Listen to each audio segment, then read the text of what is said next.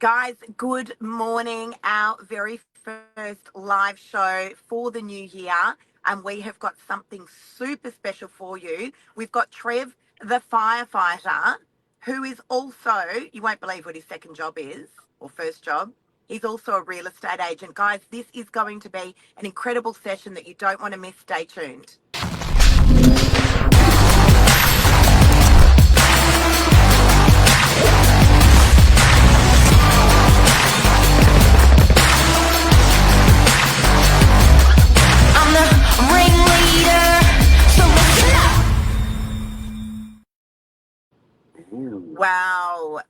Wow. Good morning to Mr. Trevor Bowen, who has agreed.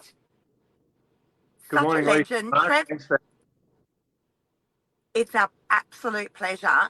And gosh, honestly, Trev, we could have you on here, I reckon, for 2 hours and still not cover anything at all, not even touch the sides. Trev, you haven't slept, is that right? Oh, I'll put my head down between calls, but I wouldn't call it sleeping, no. Okay, so finished night shift. So it was a 14-hour night shift and ready to go for a big week this week in real estate. So you've taken off your fire hat from night shift last night, and now you're putting on your real estate hat. Yeah, well, I got to leave a little bit early because of you guys. So normally we finish at 8 a.m, but I got my relief to come in early for me to make sure I didn't miss your 7:45 session. So yeah, we work 6 p.m. till 8 a.m, two nights a week. So we do 2 days, 2 10-hour days, then 2 14-hour night shifts. And then officially it's 4 days off, but that's when I do real estate between the nights and on my days off, and love both careers. So I'm very, very blessed that I've got 2 careers that I love to do. I mean, this is a topic all of its own, which we're going to get you back on the show so that we can talk about how you actually have 2 incredible careers. And I think people would just naturally assume, well, you know, you're a full-time firefighter and then you must be a part-time real estate agent, but you're a gun in your field and you're actually like the top agent. It's not like you just sort of, you know, you just doing a few deals here and there. You're a gun real estate agent as well. It's mind-blowing. I don't know how you do it. Time management's pretty big. I know Tom doesn't like the word time management. He calls it time choices, and it is. But I've got a very understanding wife who's a property manager, and she got me into this. So it's her fault. And yeah, just work hard. That's it. Wow. That is it. Seriously, we're going to get you back on our show so that we can talk about this, because this is, as I said, it's actually quite incredible. But the reason we've got you on the show this morning is obviously, you know, it's been worldwide news about what's going on overseas in California, the absolute devastation. I mean, I've been glued to the news since this has happened, like everyone around the world. Really glued to the news. Yeah. I think Lisa's, that's all, it's what she's been talking about a lot. But there was so many questions, Trev, that we had that we thought we wanted to speak to a pro in firefighting, because I think the first thing is, as a family in Australia, with our rural bushland all the way around us, is we sort of think you straight away you start clutching at thinking about your own home and your own, and you know, could you be vulnerable? I think there's been a lot of talk, Trev, in California about what they could have done to preventative measures to this. So briefly today, we thought maybe if you could just give some great tips to people of what they could do around their home, whether they're in the city or whether they're borderlining bushland, that sort of stuff. Because you feel very vulnerable when you see what happened in California. Just to understand, first of all, if anyone who hasn't got their head around the news in California, what's your understanding of what's happened over there? So how did this start? You know, was that from lack of preparation, or what's happened over there? I guess the number one thing would be it hasn't rained for 8 months. And of course, it's the middle of their winter, but no rain and a very dry winter. So things are very dry, crisp, and a lot easier to catch on fire. and then the infamous Santa Ana winds blow the hot air down and dry things out further. And they did say they were cyclonic speed winds, like 160 kilometres an hour. So it's pretty hard to fight against that. But the number one thing for any of your viewers that are out in rural areas and also on the edge of it, cleaning up around your house gives you a really good chance, because the big fires that come through, it's the ember attack that starts small fires around your house that catch onto your house. That's the main damage. And then once the fire front gets there, the house is already on fire. So cleaning up around the house, cleaning your gutters, don't have anything flammable anywhere near your home, and evacuate early would be my number one tip, because you don't want to risk your life for something that's insured, and leave early and have a plan. You should be planning today what to do next time there's a fire or a bad fire weather, because waiting until the day is far too late. Yeah. And obviously, look, another great thing would be, I'm guessing, and you're the expert on this, Trev, but to have some sort of a fire plan in place amongst your own family as well. Because you can see, like, having a fire plan in place in terms of getting out early is one thing, but you can see, like, just even watching some of that footage of what's going on in California, that traffic and that the chaos and the panic, which you can totally understand. But that's a whole different scenario that, is of concern as well, because it's one thing to get out of your house, and then I'm guessing, you jump into your car, and then people are stuck in gridlock. I mean, I've been watching, probably like most people, elderly people that are trying to, run up a street. I mean, it's just, it's horrendous. Well, I guess our city streets are not designed to take everyone.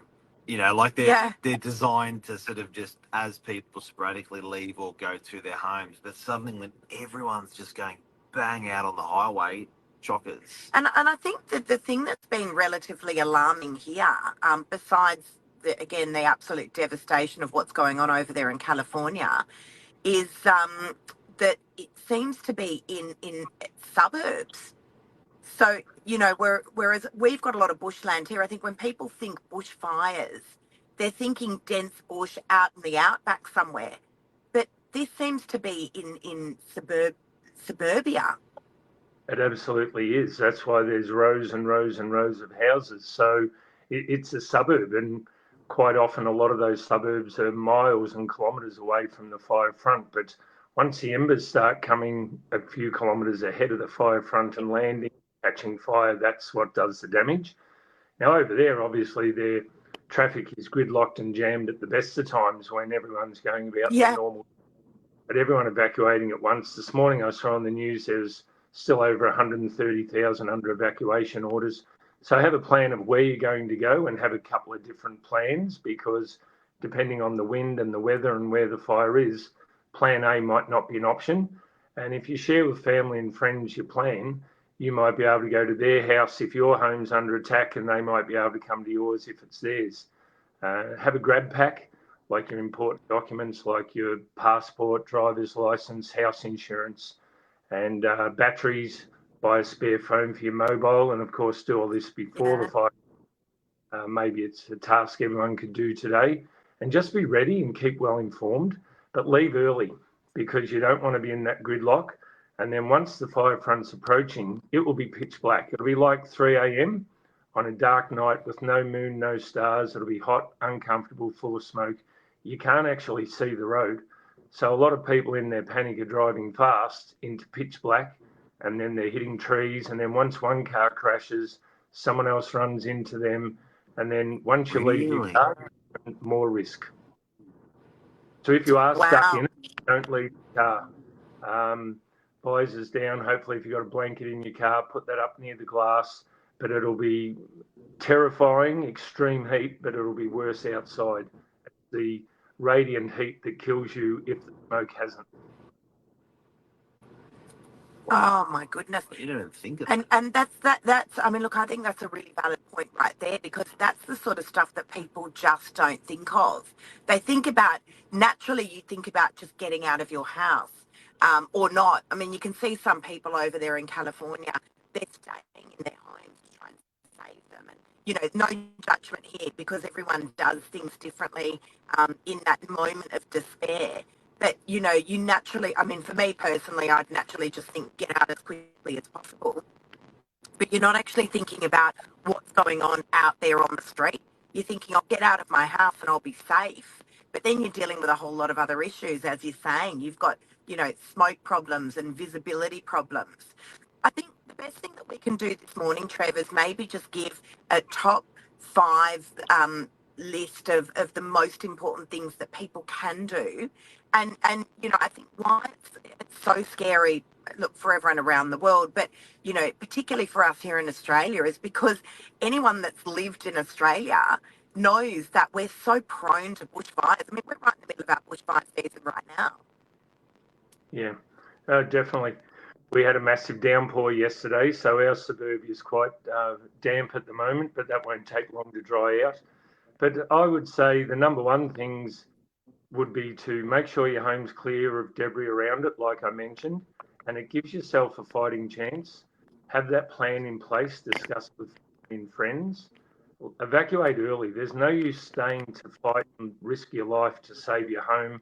Yeah, it's your home and it's got precious memories, but you can't replace your life. You can rebuild again somewhere else. And, you know, if something happens to you, the ripple effect, it affects, you know, at least 100 people mentally. All your friends, family, work colleagues, they don't want to lose you. So don't risk your life for a house or a car. You can replace them. And if you're out in the rural areas, surely you must invest in a pump. And what you could do is you could set up sprinkler systems where you could put the pumps on through a dam or your pool when you evacuate. And then that might give your house a bit extra chance for, you know, depending on the capacity of the pump and the size of your tanks, dams or pool, keep everything damped down when you leave. And then that'll give your home a bit more of a chance for when you get back.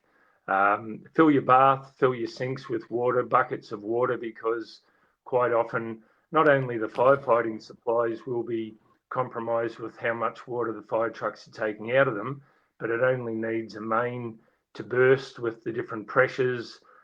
Some farmers could be supplied by polypipe across paddocks. So there's lots of reasons why things go wrong. So if you can cover all of the bases as best you can, but number one thing would be evacuate early. On a total fire ban day, if your area is under threat, hot northerly winds, get out early before the traffic jam. Make that early decision to leave and have a plan for that day. Go to a shopping centre, go and watch the movies, be somewhere cool. And like I said, your house is insured. Don't risk your life-saving insured items. I've seen people on the news putting TVs in cars and things like that.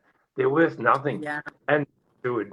It's just your life and some important documents. That's what you want to take, and have them somewhere so you can grab them quickly in a grab bag. And Wow, with great preparation, you know, years before something like this, Yeah. back burning, you know, can you sort of does that automatically happen, or do you want to give your firefighters a rattle? You know, your rural firefighters a rattle or whatever, or how does that get managed? Every local area is different. There's a lot of areas that they don't allow back burning. They don't allow animals in there in the state parks. So it has changed, and there's a lot of political backwards and forwards about it. So I won't get political.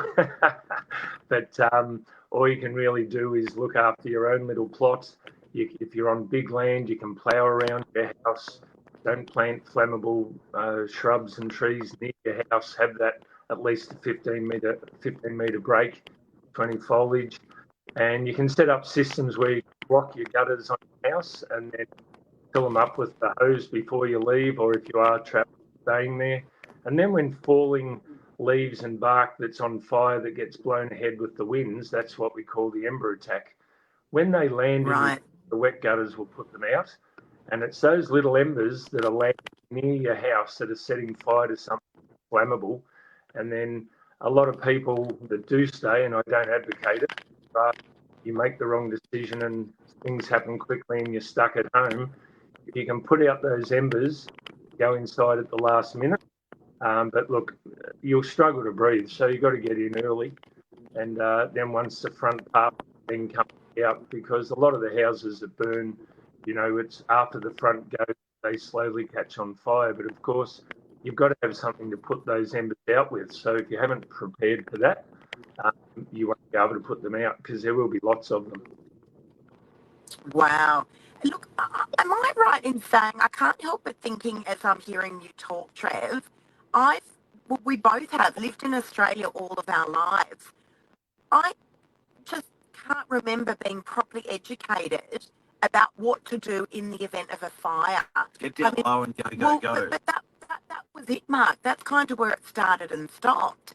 And we live in a country where we are prone to bushfires. So, and no one's immune. As I said, you only need to look at what's going on overseas in California. These guys are not living in the bush. They're living in suburbia. I just don't think that there's enough education. What are your thoughts on that?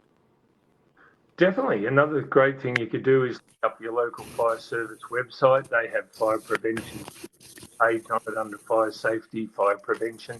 No matter where you're watching this broadcast from, there'll be something local, or at least even a city where you're near. Capital City Fire Services, they have great websites. And even in suburbia, we advocate if there's a fire in a reserve, you evacuate at least 3 streets away from that fire and move away from it. But the trouble is with those strong winds, when a house catches on fire, we don't actually fight that fire. We try and protect the exposures first. So we do rescue first. If anyone needs rescuing, we go for the rescue. We work under a thing called RESEF. That's an acronym. So the R is rescue. So anyone needs rescuing, we save life first. And then the next E is exposures. So the E, the exposure, is the neighbouring house. So it's better to lose one house fully than have 4 houses damaged by fire. So we'll protect the exposures first.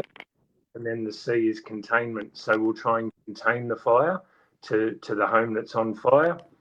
And then we look at the next E, which is extinguish. So then we extinguish the fire. And the last one is fire duty, which is staying there after the fire's out to make sure it doesn't reignite. So we work under a thing called RESEF. Evacuation is key. And know where your family members are. Don't go back into a burning house. When you do leave the house, close every window and door. And then if you're in suburbia and it's, say, a single normal house fire, not a big wildfire, by closing the doors, the fire will starve itself of oxygen and it will actually burn slowly. Whereas if you leave all the doors open, it just sucks all the air from the rest of the house and burns well. So little things like that can make a big difference for a firefighter. Oh, we got you back, Trev. Oh, did I disappear? Sorry, no, I think we did. You guys, I can see. Sincerely apologise. Trev, can we just, sorry, we just missed the last part. I don't know if the rest of the audience did. And good morning to everyone who's tuned in. Good morning to beautiful Maria. And Happy New Year to everyone. We've got, for those of you guys that may have just tuned in, we've got Trevor Bowen with us. Trevor's a firefighter down in Victoria. He's also an absolute gun real estate agent in his area. Trev, I do apologise. We just missed the last part of what you said. Sure. I would assume most people watching would live in suburbia or in a city. Just to take a normal house fire in suburbia, when you're leaving the home, make sure you have all the doors closed and all the windows closed. And then if there's a fire in the kitchen or in the bedroom, that will contain it to that room for quite a long time because it will use up the oxygen. Oh, really?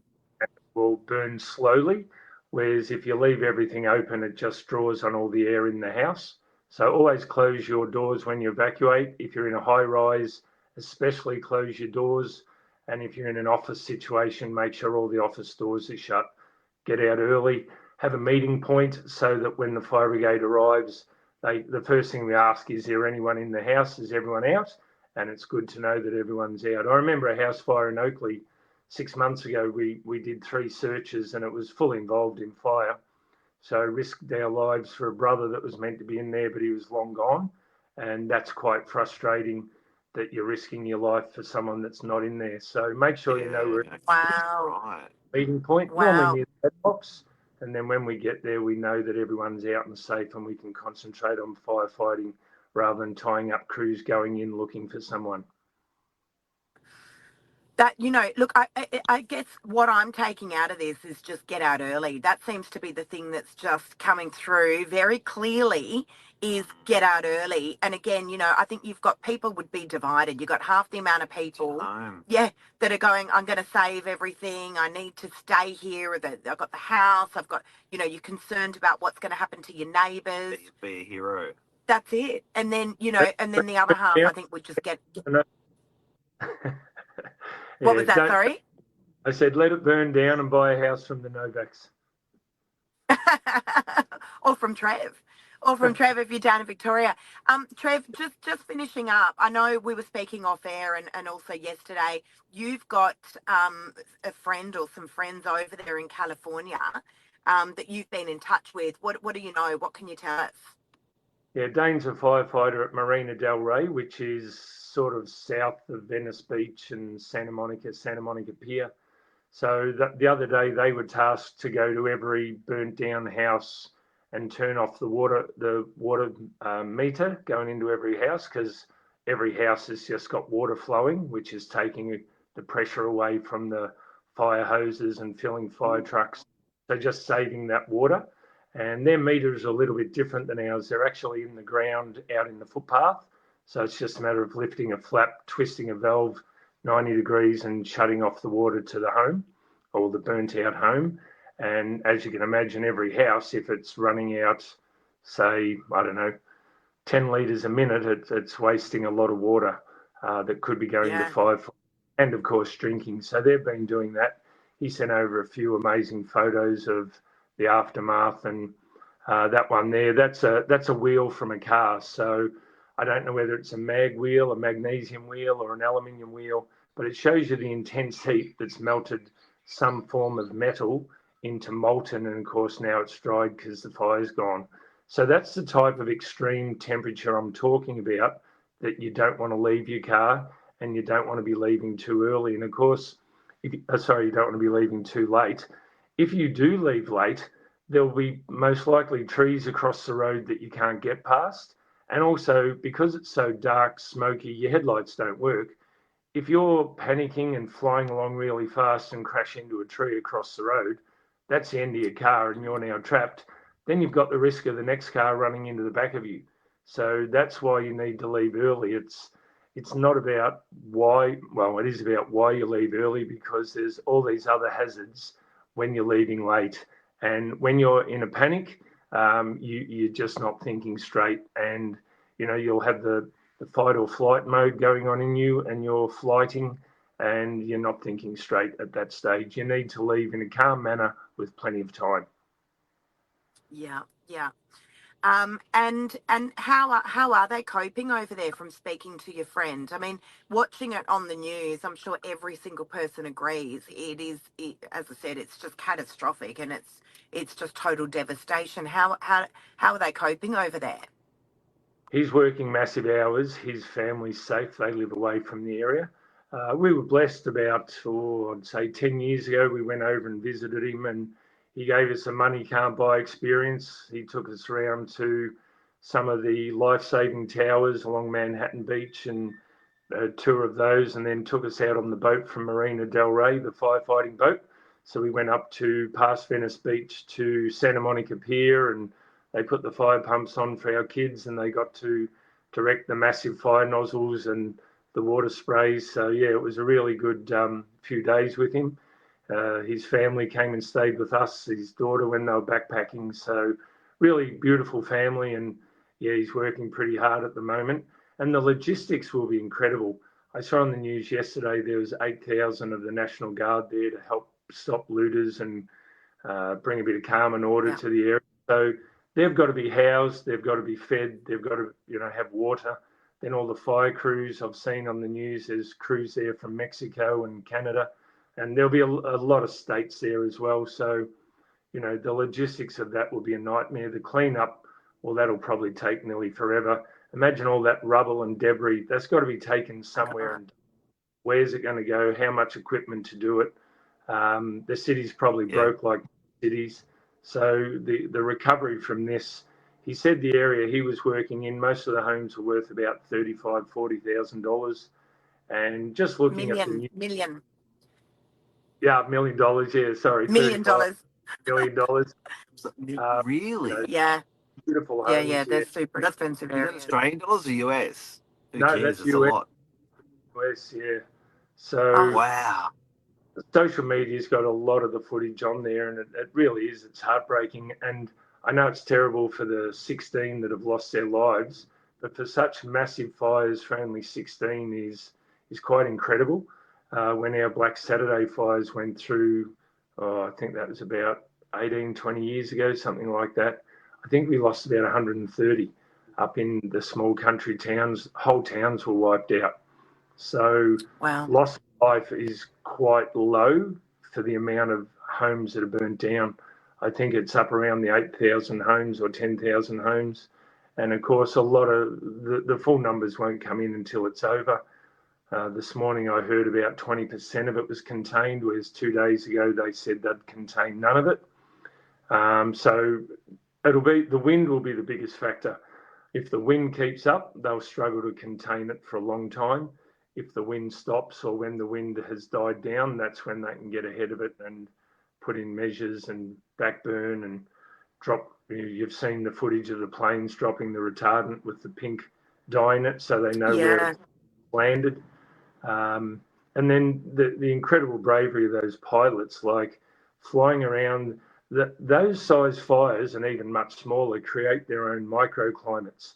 So there's every chance it could snow in that area because of what's happening. And then they create their own tornadoes and updrafts and thermal lifts. So those pilots are incredibly brave. And, touch wood, quite often there's a crash. One hit an illegal drone the other day, one of their great big super scooper planes. I saw that. Down. So, yeah, just losing one plane is a massive loss to the firefighting effort. My goodness. And, the other thing you've got to worry about is because they would be drawing so many resources from everywhere, you've still got to have a fire protection fleet back where they've come from. All the other normal fires don't just stop. So you've still got to provide support and backup for other parts of the city where the fires are nowhere near, and other cities and towns close by. So you can't have every truck in America.